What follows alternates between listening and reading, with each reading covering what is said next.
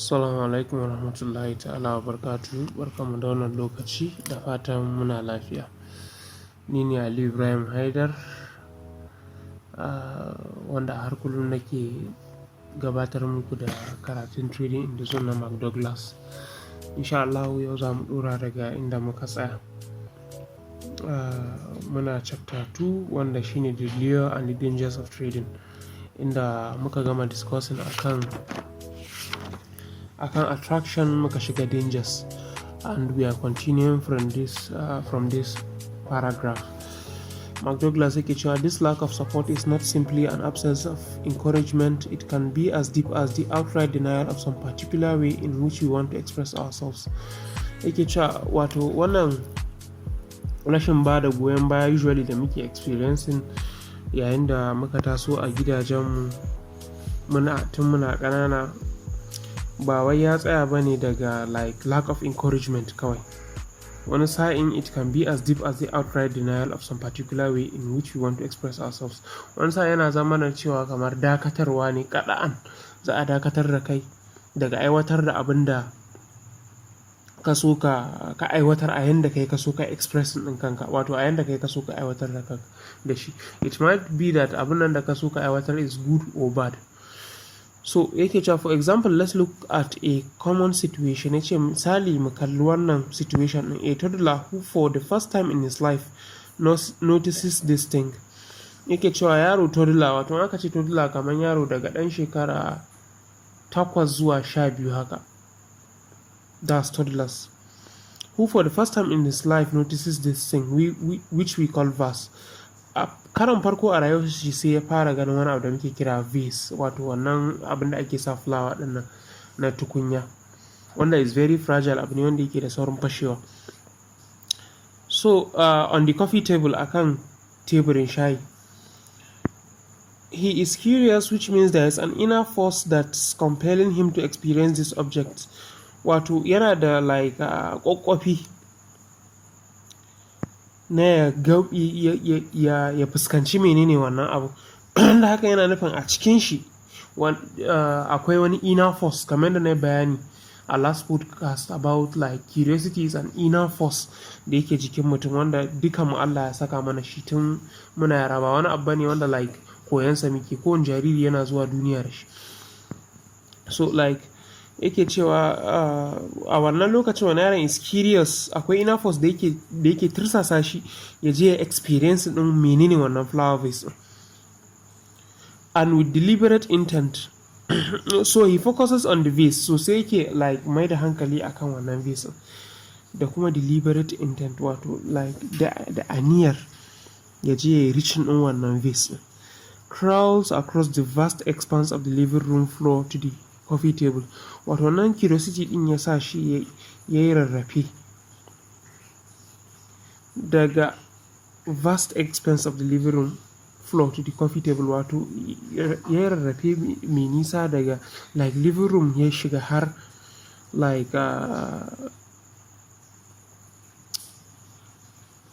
ya crawling daga farkon misali living room din ya je har coffee table din don ya experience din wannan vase din. When he gets there, yayin da ya je na wannan wajen, he reaches up to the edge of the table to pull himself to his feet. So yayin da ya je kusa da gabar teburin, sai ya kokarin ya daga kansa, ya daga jikin shi, ya tsaya kan kafafuwansa domin ya taba wannan vase with one hand firmly on the table to maintain his balance. Da hannunsa guda ɗaya yana dafe da wannan teburin da ya maintain ɗin balance ɗinsa. His other hand reaches out to touch that thing he has never experienced. Ya miƙar da ɗaya hannunsa kuma domin ya taɓa abin da bai taɓa experience ba. Just at that moment, he hears a scream from across the room. A daidai wannan lokacin sai ya ji ihu daga ɗayan ɓarin ɗakin, wanda yake ce masa, no, don't touch that, kar ka taɓa wannan abu. Wato an gargaɗe shi, an hane shi da ya taɓa wannan abin da yake da curiosity da zeal ɗin ya taɓa. Startled, wato a cikin firgici, the child falls back on his butt. Sai yaron ya faɗi akan duwawunsa and begins to cry, sai ya fara kuka. Obviously, this is a very common occurrence and one that is completely unavoidable. Yake cewa lallai in muka lura wannan abu ne wanda ya saba faruwa yau da kullum, wanda is completely unavoidable, wanda za mu iya hana faruwar hakan. Wato in essence like za a iya ƙin hana yaron kuma sai aka hana shi, which means that abin is unavoidable. Children have absolutely no concept of how they can injure themselves or how valuable something like a vase can be. Douglas zai ci gaba cewa like yara ba su san menene abin da zai sa su ji wa kansu ciwo ba, ko kuma ya daraja abu kamar vase yake ba. In fact, learning what is safe and what it isn't and the value of things are important lessons the child must learn. Yake cewa hakika koyar menene ya zama is safe da kuma abin da is not safe da kuma daraja abubuwa lessons ne muhimmai wanda dole yaro ya koya. Kamar kai ne like dole ka koyi me value ɗin capital ɗinka in the market domin ka sa stop loss kai protecting ɗin shi. Sannan dole ka san which trade is safe and which trade is not safe is a must for you. And mostly wannan like knowledge in bai zuwa wa mutum ya zauna a ƙwaƙwalwarsa no matter how he is being told until he experiences losses in most cases. However, there are some extremely important psychological dynamics at work here that have a direct effect on our ability to create the kind of discipline and focus necessary to take trade effectively later in life. A nan wajen na hani da aka yi wa yaran nan akwai wasu important psychological dynamics at work here. Akwai wasu muhimman abubuwan da suka shafi psychology na ɗan adam da suke aiki a nan wajen, wanda suke da effect na ability ɗinmu na creating kind of discipline da focus necessary wanda ake bukata to trade effectively later in life. Wato like yawan hane-hane da ake mana na yarinta yana da correlation a gaba da zamu experience idan muka fara trading. Wato alaƙar yana da ita ne direct, wato meaning like tun muna yara an saba ce mana muyi karmi, wannan ya zo ya zama na cewa is ingrained in our system. So further idan muka like reaching ɗin shekarun girma muka zo za mu fara trading, wa'annan abubuwan na hani da umarni yana da tasiri a gare mu. Yake cewa what happens when we were denied the opportunity to express ourselves in the way we want to. Menene yake faruwa yayin da aka hane mu damar mu ballagar da kanmu ta yanayin yadda muka so, or we are forced to express ourselves in a way that doesn't correspond with the natural selection process. Yake cewa ko kuma aka tursasa mu da mu ainihin ballagar da kanmu ba ta yi daidai da natural selection process ba. Wato like ga shi dai mun so mu like mi portray ɗin curiosity ɗin, amma kuma sai aka hana wannan hanin. It doesn't correspond with the natural selection process. Wato kai a matsayin ka na ɗan adam you are curious, you love curiosity, amma kuma sai aka kawo wani abu shi hani, sai aka hane ka yin wani abu, so it's not in tandem with it. The experience creates an upset. Being upset implies an imbalance. Yake cewa wannan yanayi na gashi ka so ka yi abu kuma sai aka hana ka yana sa mutum ya shiga ɓacin rai. Shi kuma ɓacin rai yana implying imbalance, wato wani rami da ba a cika a cikin zuciyar mutum ba. Yake cewa but what exactly is out of balance? Yake cewa to amma menene bai samu daidaito ba, bai samu ciko ba. For something to be out of balance there has to be something that is balanced or in equal proportion in the first place. Yake cewa domin a samu abu wanda ya cika ya zama balance,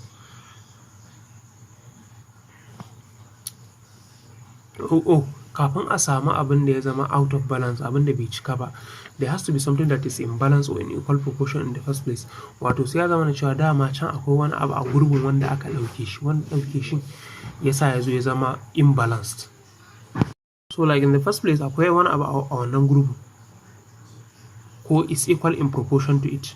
ya zama yana daidai da wannan abun sai aka ɗauke shi. To da aka ɗauke shi like an samu imbalance, kamar a scale ne like akwai weight a nan ɓangaren akwai weight a nan ɓangaren, sai aka cire weight da yake wannan ɓangaren, so definitely balance zai yi tilted to the other part, which means like an samu imbalance. That is that something is the relative degree of correspondence that exists between our inner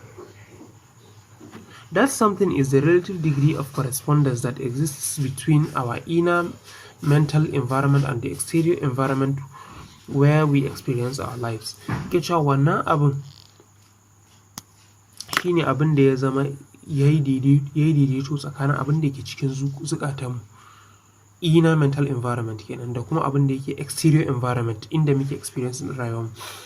A cikin kwakwalenmu da cikin zukatanmu is an abstract space.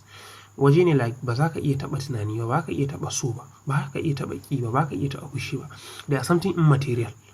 Amma like abubuwan da ake yi saboda wannan emotions za ka iya taɓa su. Yanzu mutum can be angry ya zo ya rusa wani waje, like you can see it, you can experience it physically. Yanzu like yaron da aka hana shi abin da ya curiosity abu ne wanda ba ka iya taɓa ko ba haka ba, zai yi kuka, zai yi shure da kuka, da abu ne wanda kake iya ganin su. So like feelings are something that are existing in our inner mental environment. Exterior environment kuma shine inda muke experience like rayuwar muke balagar da abubuwan da we feel in our mental environment. In other words, our needs and desires are generated in our mental environment. Ya cewa a wani ƙaunin za mu iya cewa our needs, wato bukatunmu, and desires, da muradanmu, are generated in our mental environment. Ana kirkirar su ne ko kuma muna kirkirar su ne a cikin mental environment mu, wato a cikin kwakwalenmu da zukatanmu. And they are fulfilled in the exterior environment, kuma muna cika wa'annan burukan namu ne a waje, exterior environment kenan. Yanzu misali ba wanda zai iya taɓa kwaɗayi. Let's assume like yanzu ina sha'awar like in ci naman akuya for instance cikin daren nan. So definitely wannan kwaɗayi ɗin abu ne wanda ke cikin mental environment ina, amma kuma realization ɗin shi it is in the outer environment. You get the concept? So yake cewa if these two environments are in correspondence with one another, we are in a state of inner balance and we feel a sense of satisfaction or happiness. Yake cewa idan ya zama na cewa like wannan environment ɗin guda biyu na cikin zuciyarka da na wajenka, they are in a state of inner balance, muna jin sense of satisfaction da kuma happiness. Muna jin cewa like muradanmu sun cika, we are satisfied, da kuma like da kuma farin ciki. Yanzu misali when I feel the need to eat nama akuya for instance, sai na sa'a sai na fita a daren nan like masu sayar da naman ba su tashi ba. So after na samu abin da nake so, hankali na zai kwanta kuma zan ji daɗi. I feel a sense of satisfaction and happiness. Amma idan ya zama na cewa yanzu idan na fita I didn't met what I wanted to have, ban samu wannan naman da nake so ba, tabbas raina zai ɓaci. So for a samu zaman lafiya da daidaito, dole sai ya zama na cewa inner environment ɗinka da outer environment ɗinka akwai balance. Yanzu misali kamar trade ne wanda kai take, when you took it on board kasa TP ɗinka da kai buying, yayin da TP wannan like pips ɗin da kake so ka achieving are existing in your mental environment, amma kuma sai ka yi applying ɗin techniques ɗinka a kasuwa za ka same su. To yayin da ka yi applying techniques ɗinka ka yi achieving wannan target ɗin naka, you feel a sense of happiness and satisfaction. Amma yayin da ya zama na cewa like when you place the trade it didn't hit TP, ya dinga like yawo ya je can, you'll feel unhappy and you'll feel unsatisfied. Worse still, trade ɗin ya reversing hitting stop loss ɗinka, you'll feel devastated. So that's how it is. So for you to like find happiness, it has to do what you want to do. Shine ake yawan wannan tambayar, in aka tambaye ka menene bambanci tsakanin aljanna da duniyan nan. An babbanci tsakanin aljannan da duniyan nan shine duk abin da mutum ya nema a aljanna yana samu, a duniyan nan kuma ba lallai abin da ka nema ka wahala ma akan shi ba za ka same shi in the first place kenan. And secondly, babu abin da ya fi komai daɗi a duniya kamar ka samu abin da kake so a lokacin da kake so. That is the thing that brings ultimate happiness and satisfaction. Shine amfanin kuɗi, kawo wa'annan abubuwa. Kuɗi ne zai baka like the power to have what you want, when you want it, how you wanted it, and even where you wanted it, in every conditionality you wanted it. So like if these environments are not in correspondence, we experience that dissatisfaction, anger and frustration, or what is commonly referred to as emotional pain. Idan kuma wa'annan environments are not in correspondence, misali like you wanted 50 pips and you didn't get that 50 pips in that your setup, the trade end up hitting your stop loss. Definitely you'll experience dissatisfaction. Ba za ka zama ka cika ba a cikin zuciyarka. Anger, za ka ji ɓacin rai, like za ka ji fushi, and frustration, ranka zai ɓaci. Or what is commonly referred to as emotional pain, za ka ji like ƙawazuci mai zafi, emotional pain kenan. Ƙawazuci, emotion, pain, raɗaɗi, wato za ka ji raɗaɗi a zuciyarka. Yake cewa now why will not getting what we want or being denied the freedom to express ourselves in some particular way cause us to experience emotional pain? Yake cewa to yanzu me yasa zai zamana cewa rashin samun abin da muke so ko kuma hana mu 'yancin mu ballagar da kanmu ta yanayin yanda muka so ya sa mu samu emotional pain, zai ja mana ɓacin rai. Yake cewa my personal theory is that needs and desires are create mental vacuums. Yake cewa theory shi personally in his point of view shine needs and desires, wato like buƙatu da kuma muradai suna creating ɗin mental vacuums, wato suna creating ɗin kamar wani rami ko kuma wani gibi a cikin mental environment ɗinmu. That mental environment shine na explaining in detail, shine like the thing you cannot see or touch. The universe in which we live has a natural tendency to not tolerate a vacuum and moves to fill it. Yake cewa duniyar da muke ciki ko alam da muke ciki tana da wani inherent ɗabi'a ta rashin jure gurbi da ya samu, wanda da akwai wani abu sai ya zama na cewa yanzu ba akwai wannan abun ya zo like babu shi, akwai gurbi. To universe ɗin it moves to fill it. Alam da muke ciki tana ƙoƙari ta cika wannan gurbin da aka samu whenever one exists, yayin da aka samu gurbi. The philosopher Spinoza observed centuries ago that nature abhors a vacuum. Yake cewa wannan philosopher ɗin wanda ake cewa Spinoza ya yi observing shekaru ɗaruruwa da suka wuce cewa nature abhors a vacuum, wato nature ta haramta gurbi. I don't know how to explain nature in this. Halitta ta haramta ko ta guji ko tana ƙin gurbi.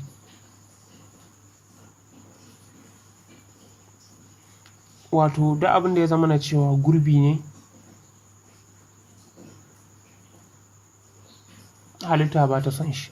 Yake cewa suck the air out of a bottle and your tongue and lips will stick to the mouth of the bottle. Yake cewa ka samu like kwalaba, ka zuƙe iskar da ke cikinta, da harshenka da leɓɓanka za su maƙale a jikin bakin wannan kwalabar, because you have created an imbalance. Saboda ka yi creating an imbalance, a vacuum, wato gurbi kenan, which now must be filled, wanda dole yanzu sai an cika shi. Wato yana so ya ce maka a da a cikin wannan kwalabar akwai iska, da ka zuƙe wannan iskar ka yi creating ɗin vacuum, wato ka yi creating ɗin gurbin da dole sai an cika shi. What are the dynamics behind the expression necessity is the mother of all invention? ke cewa menene laws da suke aiki a wannan doka wacce ake cewa necessity is the mother of all invention, wato bukata ita ce uwar kirkira, ita ce uwar dukkanin kirkira.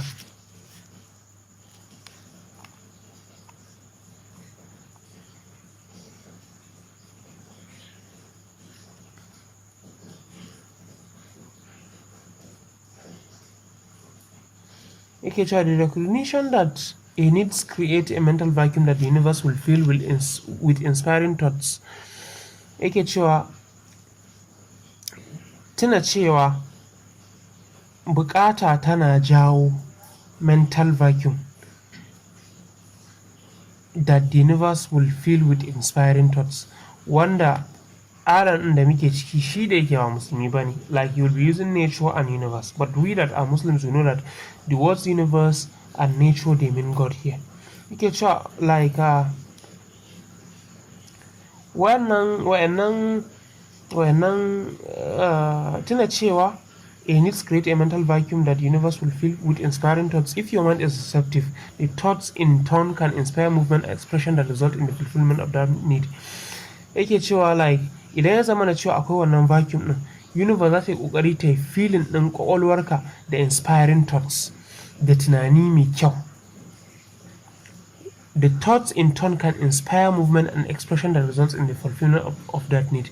Yake cewa wannan tunanin daga baya zai zo ya zama na cewa ya yi jinjerin ɗinka da wani tunani ko wani aiki wanda zai sa ka yi shi domin cika wannan need ɗin. Yanzu misali, muna amfani da dawaki, muna amfani da jakuna a zamanin da domin mu yi tafiya. Sai zama na cewa akwai need, akwai bukata na faster way of transportation that is durable, yana da juriya baya mutuwa kamar dabbobi. To kaga wannan need din Allah zai kimsa wa ɗan adam a cikin ƙwaƙwalwarsa basirar ya ainihin ƙirƙiri wani abu, tunda Allah ya ce wal khayla wal bigala wal hamira litarkabuha wa zina, da dawakai da su jakuna da alfadarai an yi mana su ne don mu hausu kuma don mu yi ado. Sai zai ce mana wa yakhluqu ma la ta'lamun, ya kuma halicci abin da ba ku sani ba. A wannan lokacin su telling that wayanda aka saukarwa da littafi a wannan lokacin misali an halicci abin da su ba sani ba, it means that akwai wani invention da zai zo a gaba. To mu ma yanzu haka wa yakhluqu ma la ta'lamun ne, tunda yanzu we are seeing jirgi, we are seeing mota, we are seeing different inventions suna springing a harkar safara, wanda gaba akwai possibility dan akwai abin da zai zo wanda mu ba mu san da shi ba. So like bukata ce take jawo dan adam yayi kirkira. Misali duk kamfanin da suke bukatar maximum output definitely za su samu su kirkiri machine din da zai dinga accommodating for that like output with less input. To haka abin yake. Yake cewa in this respect I think our mental environment works like the universe at large. Yake cewa a wannan fahimtar yana tunanin cewa cikin zukatanmu da kwakwalanmu suna aiki kamar yadda alam take aiki, kamar yadda like idan akwai need a cikin zuciyarka zai yi driving ɗinka ka expressing ɗin kanka ko ka kawo wata idea wacce za ta yi fulfilling ɗin wannan need ɗin. Yake cewa once we recognize a need or desire we move to fill the vacuum with an experience in the exterior environment. Yake cewa yayin da muka yi recognizing need ko desire, yayin da muka ji wata bukata ko muka ji karsashin wani muradi, muna kokari mu cike wannan gurbin with an experience in the exterior environment, na like me experience din abin da muka ji a cikin zuciyarmu a exterior environment din. Yake cewa if we are denied the opportunity to pursue the object of this need or desire, it literally feels as if we are not whole. Yake cewa idan ya zama na cewa an hane mu da mu bi wannan like abin da muka sa a gaba ko muka so ko muka yi muradin shi, yana sawa mu ji kamar ba mu cika ba, like burinmu bai cika ba or that something is missing which puts us into a state of imbalance or emotional pain, ko kuma mu ji wani abu yayi missing wanda haka yana sa mu a cikin yanayi na imbalance ko kuma emotional pain. Yake cewa do our minds also abhor a vacuum once one has been created? Sai wannan rhetorical question ɗin, wato he's asking himself a question. Shin ƙwaƙwalanmu su ma suna ƙin gurbi yayin da akwai guda? Take a toy away from a child who is not finished playing with it, regardless of how good your reasons may be for doing so, and the universal response will be emotional pain. Yake cewa ka ƙwace abin wasa daga hannun yaro wanda bai gama wasa da wannan abin wasan ba. Yake cewa duk kyan dalilinka na karɓe wannan abin wasa daga hannun yaron nan, universal response ɗin da yaron nan zai shi ne he'll feel emotional pain. Zai ji zafi a cikin zuciyar shi cewa ka raba shi da abin da yake so ya wasa da shi. By the time we are 18 years old, yake cewa yayin da muka kai shekara 18, we have been on earth approximately 6,570 days. Yayin da muka kai shekara 18, mun yi kwana 6,570. On average, how many times per day does the typical child hear statements like, yake cewa a kintace so nawa ne a rana yaro yake jin zantuttuka ko kuma commands like no you cannot do that, a'a ba za ka yi haka ba, you can't do it that way, a'a ba za ka yi shi haka ba, you have to do it this way, haka ya kamata ka yi, not now, let me think about it, ba yanzu ba, bari zan yi tunani akai. Wannan is a typical yanda like iyayen mu za su ke mana.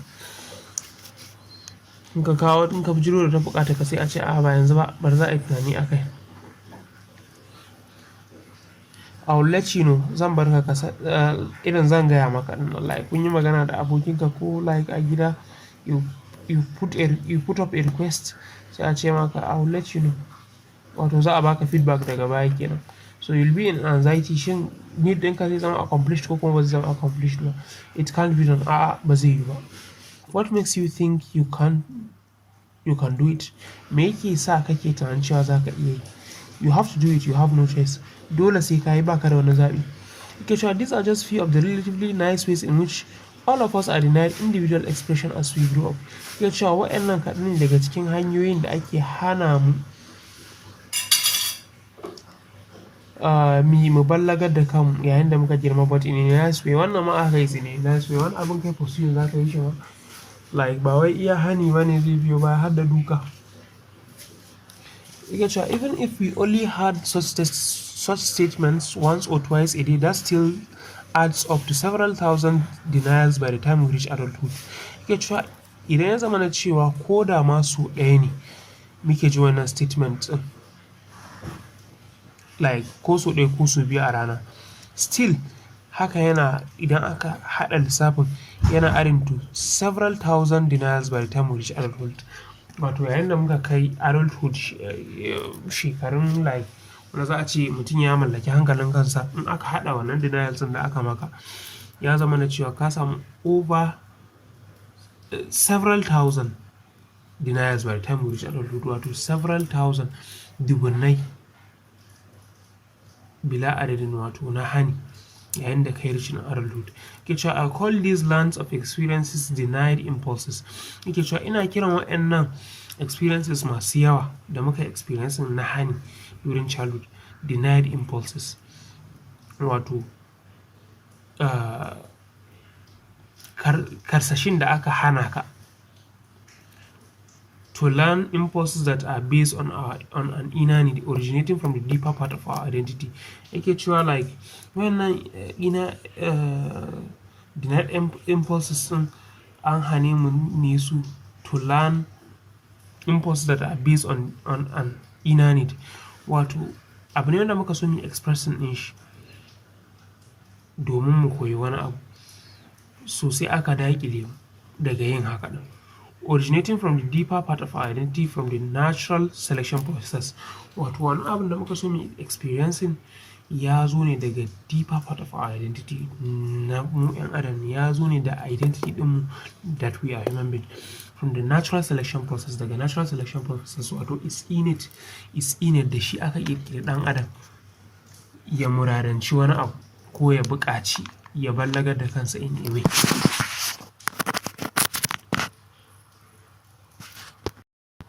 What happens to all of these impulses that have been denied and left unfulfilled? Me yake faruwa da waɗannan impulses ɗin da aka hane mu kuma ba mu samu mun cika su ba? Do they just go away? Shin suna tafiya ne kawai? They can if they are reconciled in some way. Za su iya tafiya kawai idan ya zama na cewa an cika sa su ta wani fannin, ta wani hanya. If we do something or someone else does something to put our mental environment back into place. Nke cewa yayin da muka yi wani abu ko wani ya yi wani abu wanda ya putting in mental environment ɗinmu back into place, like ya yi feeling ɗin wannan vacuum ɗin da aka hane mu ya cika tashi, shine putting in mental environment ɗinmu back into place. What can put our mental environment back into place? Shin menene zai kawo zai putting in mental environment ɗinmu back into place? Menene zai cika mana wannan gibin da aka mana? There are a number of techniques. The most natural one, especially for a child, is simply to cry. Yake cewa like akwai hanyoyi da yawa na mu cike wannan gurbin ba tare da mun fulfilling ɗin abin da muka so mu fulfilling ba.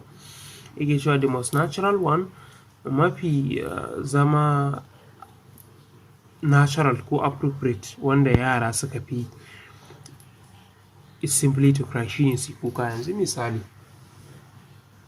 yaron da aka hana shi taɓa wannan vase ɗin definitely zai kuka, amma a matsayinka na babban misali za ka fita wajen aiki sai aka ɓata maka rai a gida, da aka ɓata maka rai a gida kuma ba za ka iya experiencing ɗin wannan anger ɗin naka akan, ba ka iya unleashing ɗin wannan anger ɗin naka akan mahaifi ko mahaifiya ko dai wanda ya ɓata maka wannan ran ba. Definitely za ka ɗau wannan baƙin cikin ne ka tafi da shi kasuwa ko office, wanda bai ji ba bai gani ba za ka sauke mai fushi, shi abin da ya maka kaɗan ne, but like you will unleash all your anger on him. Ka samu ka yi fulfilling wannan vacuum ɗin kenan, fishin kaɗin ka samu ka yi discharging ɗin shi. So wannan kenan, a matsayin ka na adult, that's what you will do, or that's what you do. Yake cewa crying is a natural mechanism. Wani abu shi ake ce transfer of aggression da turanci a psychology. Transfer of aggression, wato kai transferring fishinka from one place to another. It's crying is a natural mechanism, nature's way for reconciling these denied, unfulfilled impulses. Yake cewa crying wata hanya ce tamu a ɗan adamce wacce muke like daidaita wayannan abubuwa da aka hane mu. Scientific researchers have found tears to be composed of negatively charged ions. Yake cewa masu binciken kimiyya sun gano cewa a cikin ƙwalla ko hawaye akwai negatively charged ions, wato akwai ions ko kuma wasu constituents na energy. I don't know what is ions in Hausa. Wanda they are negatively charged, wato akwai negative energy a tattare da su. If allowed to take its natural course, idan muka bari aka yi wannan kukan, then it's natural. Crying will expel the negatively charged energy in our minds. Kuka zai kori wannan negatively charged energy din a cikin kwakwalwarmu and bring us back to a state of balance, kuma zai dada mu a yanayi na balance, wato like wannan gibin da aka samu ya zo ya cika, even though the original impulse was never fulfilled. Duk da abin da ka so kai initially baka samu ka cika wannan burin ba. The problem is that most of the time events are not allowed to take their natural course. Yake cewa yawanci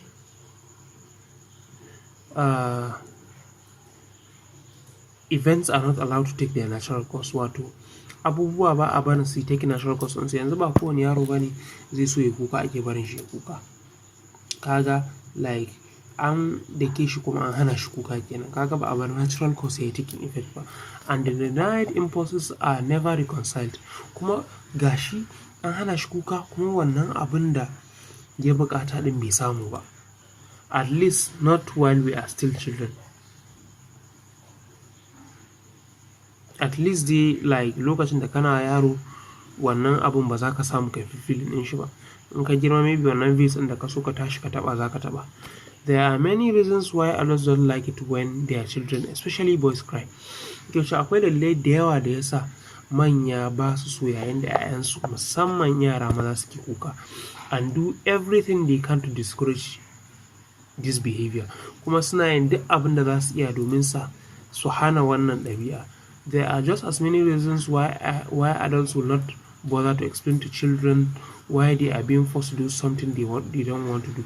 Yaushe kuma daɗin daɗawa akwai dalilai da yawa wanda ya sa manya ba su damu da su yi wa yaransu bayani me yasa aka hana su, me yasa aka tirsasa su yi abin da ba su yi. Even if adults do try, there are no assurances that they will be effective enough to reconcile the imbalance. Ko da like manyan sun yi ƙoƙari su hana su yi bayani na dalilin da yasa aka saka ko aka hana ka, babu tabbaci cewa wannan bayanin da aka yi zai sa wannan imbalance ya zama filled. Yake cewa what happens if these impulses aren't reconciled? Me yake faruwa yayin da ya zama na cewa wannan imbalances ɗin ba a cika su ba? Yake cewa they accumulate and usually end up manifesting themselves as any number of addictive and compulsive behavior patterns. Suna taruwa su zamana su kaddamar da kansu a matsayin addictive and compulsive behavior patterns. Suna zuwa su zama abu ne wanda mutum is addicted to it kuma in bai yi ba baya jin daɗi. A very loose rule of thumb is whatever we believe we were deprived of as children can easily become addictions in adulthood. Yawanci abubuwan da muke jin an hane mu yin su ko kuma an ƙwace mana su yayin da muna yara suna zuwa su zama addictions yayin da muka girma. Suna zuwa su zama abu like wanda muke jin idan babu shi ba za mu iya rayuwa bayan da muka girma. Yanzu misali for instance ni lokacin da ina ƙarami mayin game ne when I like don't have a phone. Har a gida ana nickname da aka samu na tsokana ana ce min virus.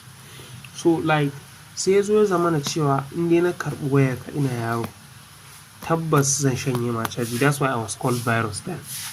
So moving on, da na yi wayata tunda ana yawan hana ni rike waya saboda wannan cin cajin, na zo na yi wayata ba irin game ɗin da ban sa a ciki ba to fill that vacuum of hana ni buga game da aka yi when I was a child.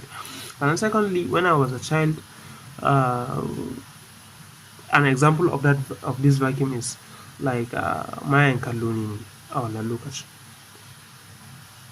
Kuma ƙarfe 10 muke yin bacci dole. So sai zama cewa wannan giɓin na an hana ni abu kuma like it is a compulsive desire. Da na girma na yi waya ba irin fim da ban sa a wayata ba. Kuma har yanzu I have a sleeping disorder. In the sense that in goma nan tai ba zan yi bacci ba. To fill that vacuum of bacci da aka hana ni when I was a child.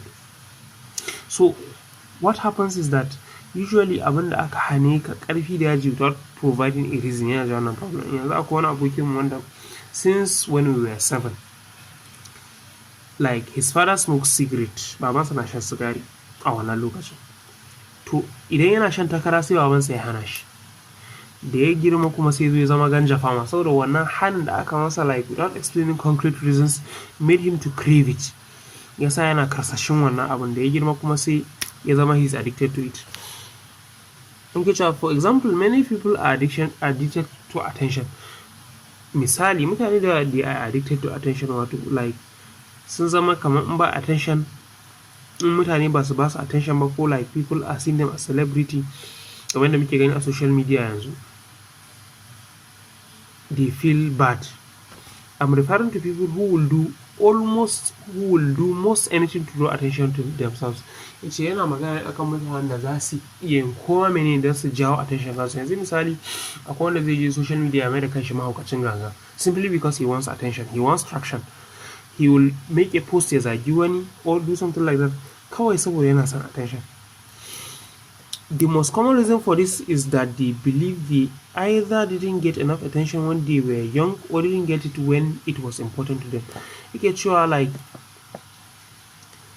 babban dalilinsu shine suna ji cewa ba su samu attention ɗin da suke so ba yayin da suna ƙanana, ko kuma ba su samu attention ba lokacin da suke gani yana da muhimmanci a gare su.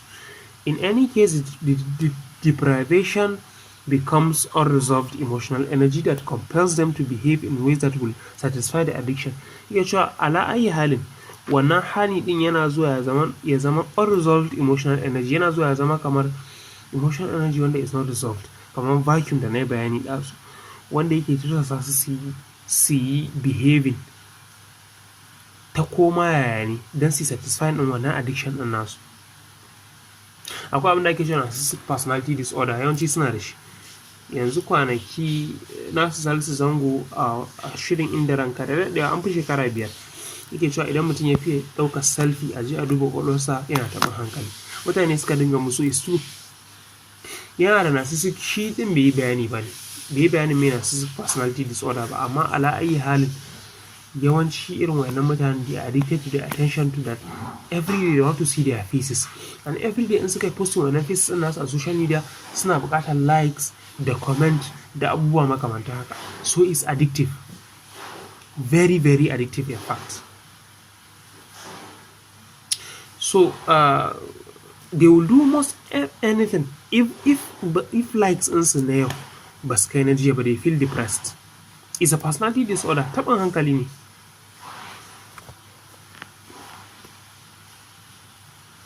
What's important for us to understand about these unreconciled denied impulses that exist in all of us is how they affect our ability to stay focused and take a disciplined, consistent approach to our dreaming. Yake cewa mafi mahimmanci ko kuma dalilin da yasa yake ta waɗannan bayanan shine domin mu fuskanci yanda waɗannan unreconciled denied impulses ɗin, wato waɗannan giɓuɓɓukan da muka cika that exists in all of us da yake cikinmu gaba ɗaya, is how they affect our ability to stay focused and take a disciplined, consistent approach to our trading. Waɗannan abubuwan yana so ya mana bayani da denied impulses ɗin suna zuwa su affecting ɗin ability ɗinmu na mu staying focused, ya kasance mun samu nutsuwa ko daidaito, then me taking in disciplined and consistent approach to our trading. Then me taking in consistent and disciplined approach to our trading. Wato me taking in consistent approach to trading, you get the concept. Wato like we should place good trades yayin da we are in the market, we stay focused, like mu zama disciplined kuma mu zama consistent in our approach to our trading. So like we are done with the dangers. Yanzu mu proceed into the safeguards. Yake cewa the safeguards wato abubuwan da za su kare ka in the trading environment. To operate effectively in the trading environment, we need rules and boundaries to guide our behavior. Domin mu operating effectively a trading environment, muna buƙatar dokoki, rules kenan, da boundaries da iyakoki da za su yi guiding ɗin behavior ɗin, da za su yi wato like guiding ɗin behavior ɗin. Za ta tattaro wato guide to put on track kenan behavior kuma ɗabi'a, ya putting ɗin ɗabi'a mu in track. It is a simple fact of trading that the potential exists to do enormous damage to ourselves. Yake cewa it is a simple fact in trading, wato zahiran this is a fact in trading that the potential exists to do enormous damage to ourselves. Wato akwai yiwuwar mu wa kanmu enormous damage that can be way out of proportion to what we may think is possible, wanda like damage din zai yi yawan da mu kan ba mu zaci ya is possible ba. Get the concept? Like it will be abu wanda zai zama kamar abu mara yiwuwa a ce maka deposit ɗin da ka sha wuya kafin ka yi, you can lose it in a single day. Amma kuma it is very possible. There are many kinds of trades in which the risk of loss is unlimited. Yake cewa akwai trades da yawa wanda risk in loss, haɗarin yin loss is unlimited, bai da iyaka.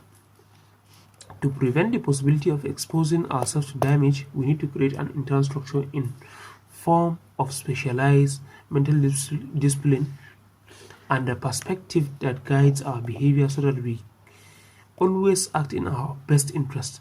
Yake cewa domin mu hana yiwuwar tura kanmu zuwa ga damage, dole sai mun creating an internal structure, sai mun creating a structure a cikin ƙwaƙwalanmu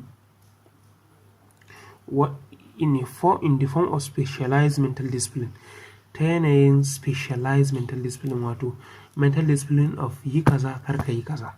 You get the concept and the perspective that guides our behavior, da kuma yanayin kallon market wanda zai guide in behavior ɗinmu so that we always act in our best interest. We will always act in our best interest. In most cases, as traders, we do things that we think these things like they are in our best interest, and usually they are not. One is these are part of the things that make us lose tremendous amount of money. Gashi dai abu ne ka san this is against your best interest, but like emotion zai pushing ɗinka due to wannan lack of mental structure ɗin ko kuma lack of following the already established mental structure you made for yourself. This structure has to exist within each of us. Yake cewa wannan structure ɗin it has to exist within each of us, dole exist a cikin kowanne daga cikinmu. Because unlike society, the market doesn't provide it. Wato dole like ka zauna kai providing ɗin shi wa kanka. Ba kamar society bane wanda za a saka ko a hana ka. A'a, it's a place whereby you do what you want where you want it and how you like it to be. So the market doesn't provide it. Kai za ka zo ka tarbiyanci kanka na ka yi kaza ko kar ka yi kaza. The markets provide structure in the form of behavior patterns. Lalle kasuwa tana providing structure in the form of behavior patterns. A yanayin behavior pattern, misali kasuwa ta nuna maka usually when there is a head and shoulder or when there is a double top, the market will sell. There is a possibility of it selling. Kaga ta riga ta yi forming maka structure in the form of behavior pattern that usually idan akwai wannan structure ɗin 'yan adam sayarwa suke yi, that indicate when an opportunity to buy or sell exists. Wannan abin yana maka providing like it's an indication to this is an opportunity to buy or sell. But that's where the structure ends, with a simple indication. Yake cewa amma a iya nan structure da kasuwa take providing kenan. A simple indication of where to buy and where to sell, no more no less. Otherwise, from each individual's perspective, there are no formalized rules to guide your behavior. Yake cewa bacin haka ga kowane perspective namu babu wani babu wani formalized rules, babu wasu rules da aka riga aka gindaya domin kai guiding behavior ɗinka. There aren't even any beginnings. Suke cewa a kasuwa babu wani ma beginnings, babu farko, middles, babu tsakiya or endings. It's an endless stream of flow. As there are in virtually every other activities we participate in. A kowane activity da muke participating a duniya, it has a beginning, it has a middle, it has an end. Amma in the market babu. For instance, yanzu a nan ƙarfe da misali let's assume yanzu da dare ne, kasuwar Ingila ba a buɗe take ba, kasuwar America ba a buɗe take ba, amma ta New Zealand a buɗe take. Za ka iya cin kasuwar nan. Yanzu misali kai a nan a wajen ka dare ne, amma a New Zealand safiya ce, which makes you the opportunity to profit from New Zealand dollar, which means there's literally no beginning and no end to the market. Yayin da ka buɗe chart ɗinka, that's just the beginning to you. But to the market is an endless stream of information that flows. back and front. There is an extremely important distinction with profound psychological implications. Tabbas akwai bambanci mai mahimmanci a nan wanda yake da profound psychological implications, yana da like effect psychologically masu girma. The market is like a stream that is in constant motion. Kasuwa kamar wani rafi ne wanda yake ainihin movement a kodayaushe. It doesn't start, baya farawa, stop, baya tsaya, or wait, bata dakatawa. Even when the market are closed, ko da kasuwa tana rufe, prices are still in motion. Farashi yana cikin motsi. So like something might happen a cikin daren nan which will move prices even though it's a Sunday night or it's a Saturday night, but definitely that market is in movement. Even when the markets are closed, ko da kasuwa tana rufe, prices are still in motion. Farashi yana cikin yanayin motsi. There is no rule that the opening price on any day must be the same as the closing price the day before. Babu wata doka da ta ce opening price na kowace rana shine same as the closing price na rana da ta gabata. Yanzu misali a ce like dollar against naira ta yi closing a naira 1625 a daren yau fadala.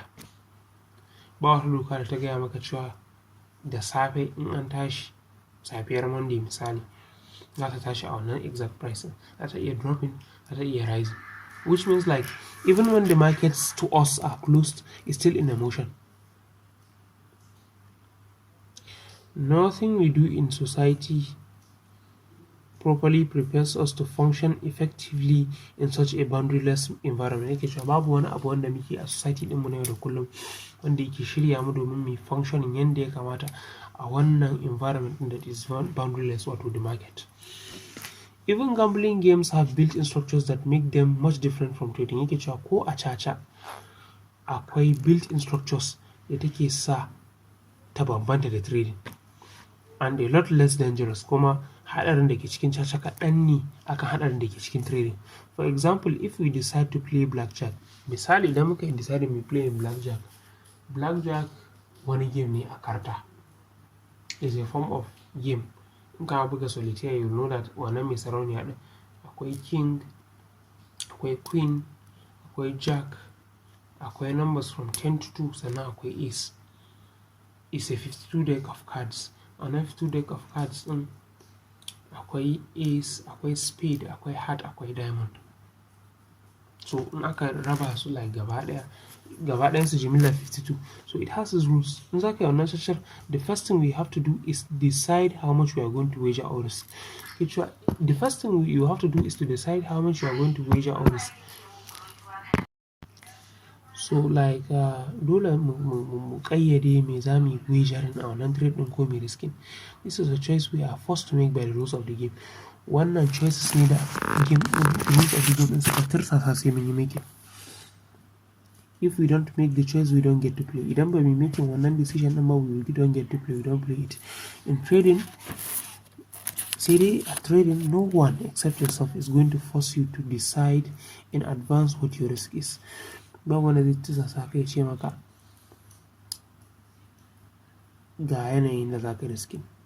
Nobody forces you ka sa stop loss, or how many pips you put your stop loss, or how many like lot sizes. Iya kuɗinka iya shagalinka, which a shashawa ɗin constraints ɗin suna existing a trading ba sa yi. Kun ga like haɗarin da ke cikin trading ma is almost like that.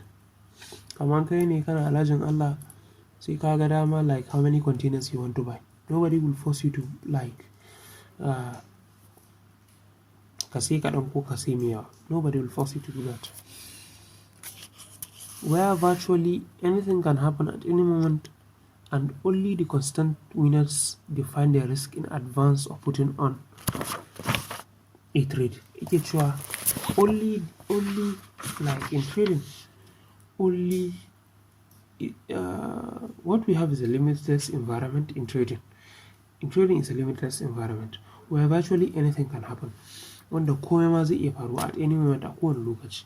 and only the consistent winners define the risk in advance of putting on a trade.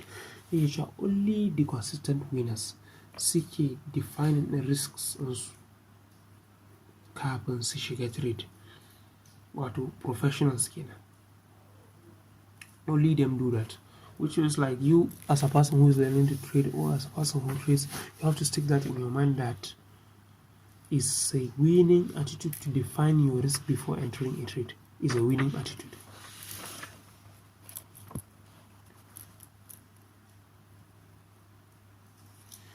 For everyone else, defining the risk in advance will force you to confront the reality that each trade has a probable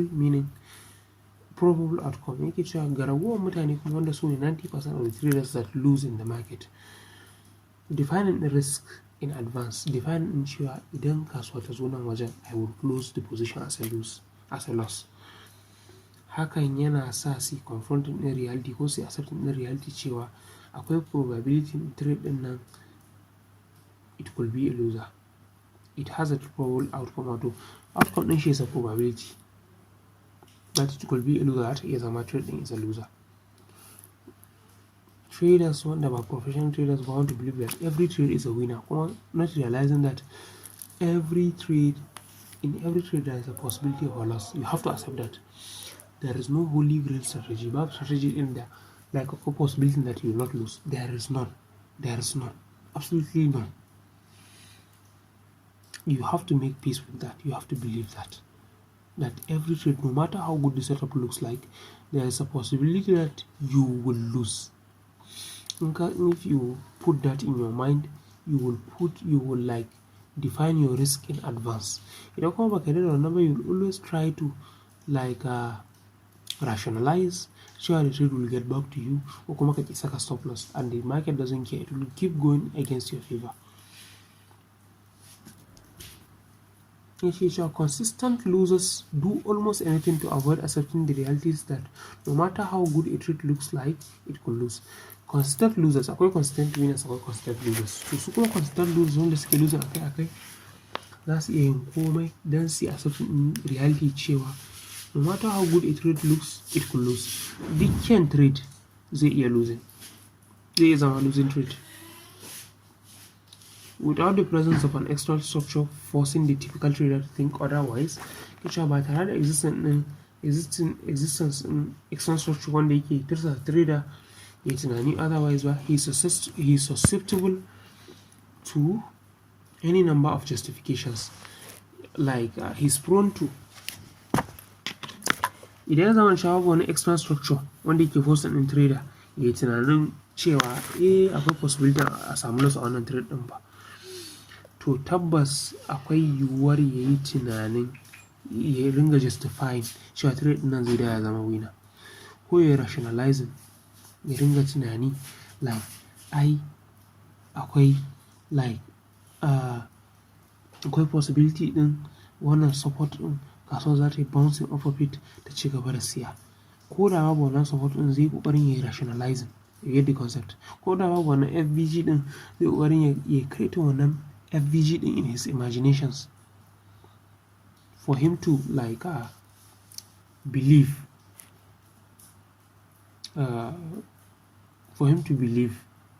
in the availability of possibility and sure one trade can be a winner, and the kind of distorted logic that will allow him to get into a trade that it can lose without one external structure din babu wanda yake hana shi, babu wanda yake sa shi, zai samu wani distorted logic cewa